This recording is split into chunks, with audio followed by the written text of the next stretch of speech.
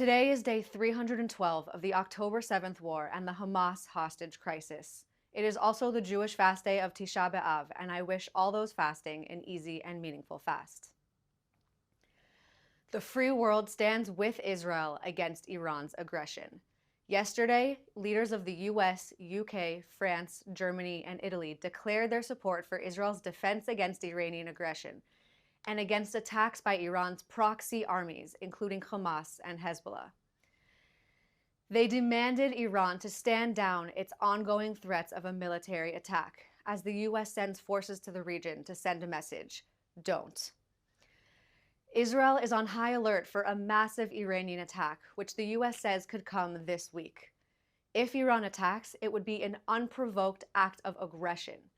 Iran says it's retaliating to the elimination of arch-terrorist Ismail Haniyeh in Tehran. But that's as crazy as saying Pakistan had a right to retaliate against the United States for killing bin Laden. Iran harbors terrorists, and it's already waging a regional war against Israel on 7 fronts through its proxy armies. It doesn't want to avoid a regional war. It just wants to shield itself as it wages one through proxies. The free world knows Iran is not only a threat to the Middle East, it's a threat to Europe and America. Iran is already at war with Israel on 7 fronts, and now it's arming Russia's war on Europe. Yesterday, the US State Department said that the US and Europe recognize how Iran's destabilizing influence reaches beyond the Middle East and around the world. The US State Department just called out Iran for sending ballistic missiles to Russia to help them in their war against the people of Ukraine. Iran has already sent drones used to kill in Europe, just like the Iranian drones used to murder people in Israel. Allies like the US have moved their militaries, ships, jets, and more into the region to help deter Iranian aggression against Israel, like they did for Iran's massive aerial attack in April. Israel's Arab allies have also quietly signaled that they will stand against Iran's attack and have warned Iran not to violate their airspace to murder Israelis.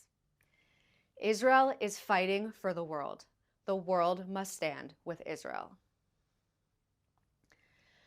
Whatever happens next, remember, Iran has been waging war on Israel for 10 months on 7 fronts.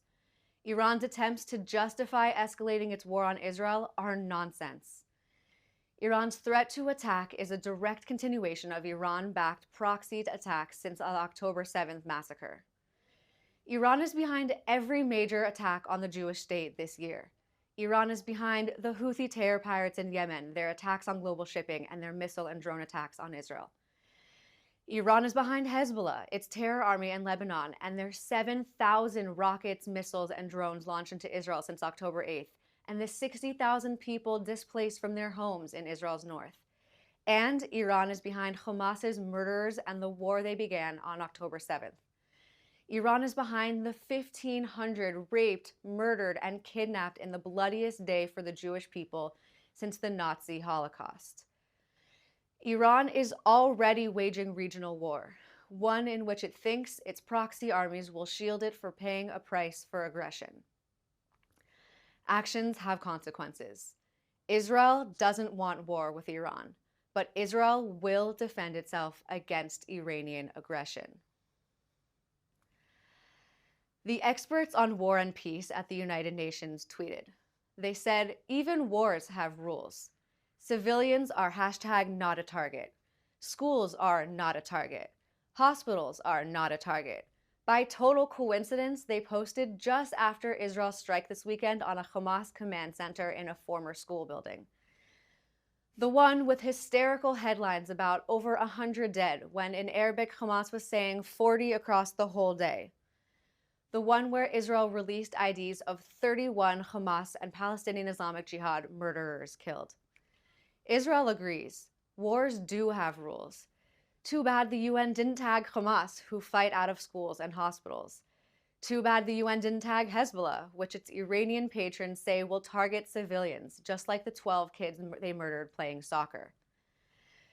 Too bad the UN didn't tag the Houthis, who killed a man in his bed in Tel Aviv with a suicide drone. Maybe you'd like to remind the UN? If you're following on Instagram, we'll link the tweet in our story. For those asking what they can do to help, you'll find links to our JGive campaign across our social media.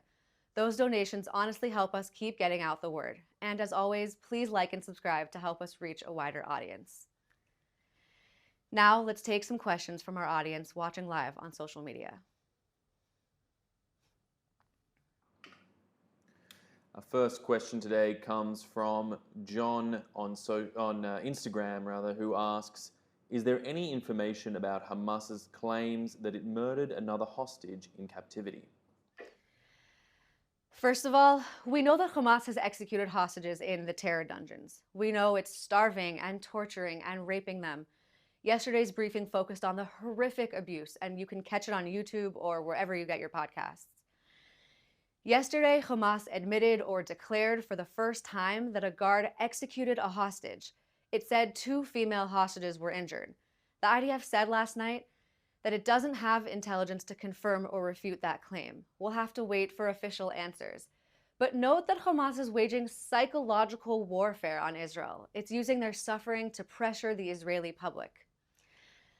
That's why they released a video telling Yarden Bibas that his wife Shiri and 2 children were killed in captivity months ago, just to share footage of him breaking down. Hamas is a death cult. We all want a deal to bring the hostages home, but everyone in Israel knows that after October 7th, the Hamas terror regime can no longer be trusted, can no longer be our neighbors.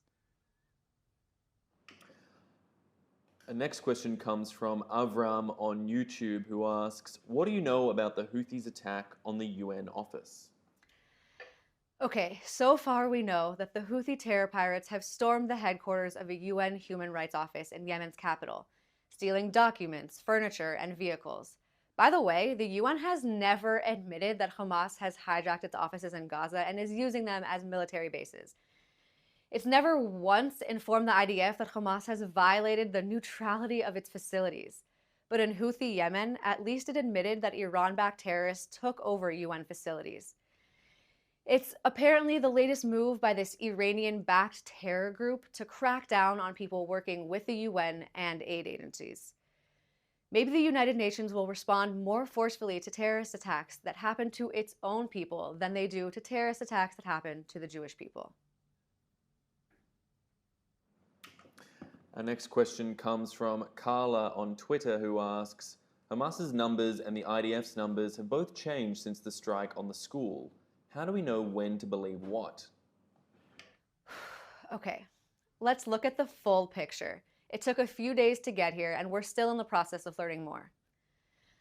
When the IDF struck the Hamas and Islamic Jihad terrorists hiding inside a specific compound within a school, Hamas immediately made up the number 100 people killed. Its supporters around the world then inflated that number and claimed it was 100 civilians, which was clearly ridiculous. Then, as it was an obvious lie, they lowered the number to 40 people killed across 3 separate events in 24 hours. The way you know not to believe Hamas's numbers is because they always start out with a nice big round number like 100. And then they change the number still before it makes sense to have a proper estimate. How could they have possibly known that there were 100 people dead and that they were civilians within minutes of the strike? They couldn't. They never can. No one can. And no media outlet would ever quote ISIS or Al-Qaeda or any other terrorist group without checking the facts. At least they admitted they couldn't verify the numbers. On the other hand, the IDF first stated that Hamas's numbers didn't match up with their estimates, but they didn't give an exact number. Then they announced that 19 Hamas and Islamic Jihad terrorists were killed in the strike, and identified them by name, face, and job. Then another day or so passed, and they announced additional terrorists killed in the strike, bringing the total to 31, again by name, face, and job. Because it takes time and intelligence to get this kind of information.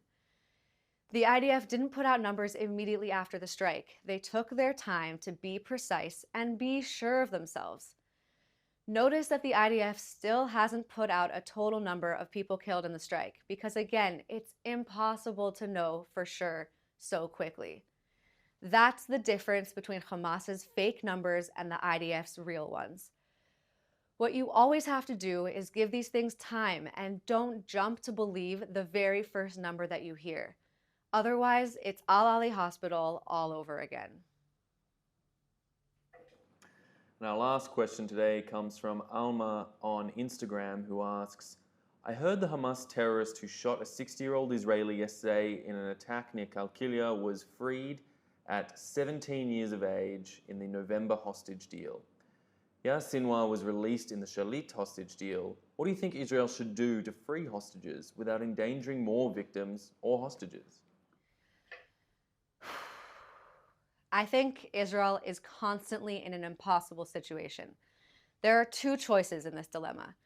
Either release cold-blooded murderers in exchange for our kidnapped family and friends, or keep the cold-blooded murderers in prison and let our family and friends continue to rot in captivity.